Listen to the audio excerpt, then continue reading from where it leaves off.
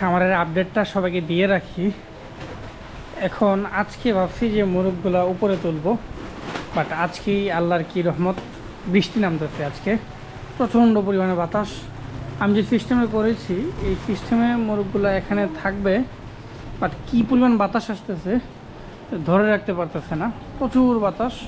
তো আমার যেহেতু পর্দার ম্যানেজমেন্ট আমি ভেতর দিয়ে করছি, বাতাস বাইরে থেকে আসলে ভিতরে চলে আসে পর্দাটা, ওই যে বেঁধে রাখি নিচে ওইগুলো থাকে না। তো এখন আমি এই সিস্টেমটা করলাম।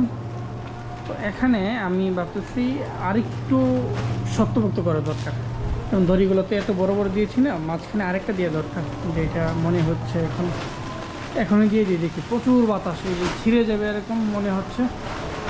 বাট আজকে বাচ্চা তোলার কথা ছিল উপরে নিচ থেকে, তো আল্লাহ রহমত আজকে বৃষ্টিটা নামলো। আমাকে আসলে আমার জন্য একটু ভালো হয়েছে, বুঝতে পারবো যে আসলে বাচ্চাগুলো এখানে রাখা ঠিক হবে কি না। আবারও একটা আপডেট দিতে আসছি আর কি। 1 ঘন্টা যাবৎ প্রচণ্ড পরিমাণে বাতাস হইতেছে। নর্মালি বাতাস নিচে এত নেই, যেহেতু আমার খামারটা 4তলার উপরে, এখানে আর খোলামেলা জায়গা আমার বাসার আশেপাশটা, ওইদিকে তেমন একটা বাড়িঘর নেই, একদম খোলামেলা। তো এই জন্য 4তলার উপরে প্রচণ্ড পরিমাণে বাতাস লাগে। এখন অবধি আলহামদুলিল্লাহ কিছু হয় নাই।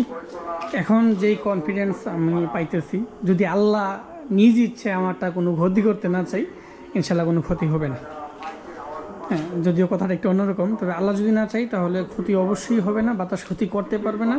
নর্মালি যদি একদম বড় ধরনের জ্বর না হয়, আর আল্লাহ যদি আমার রিজিকে এটা না ভাঙে, তো এখন আলহামদুলিল্লাহ কনফিডেন্স পাইতেছি। কালকে আশা করি সকালবেলা বাচ্চাগুলো তুলে ফেলবো ইনশাআল্লাহ।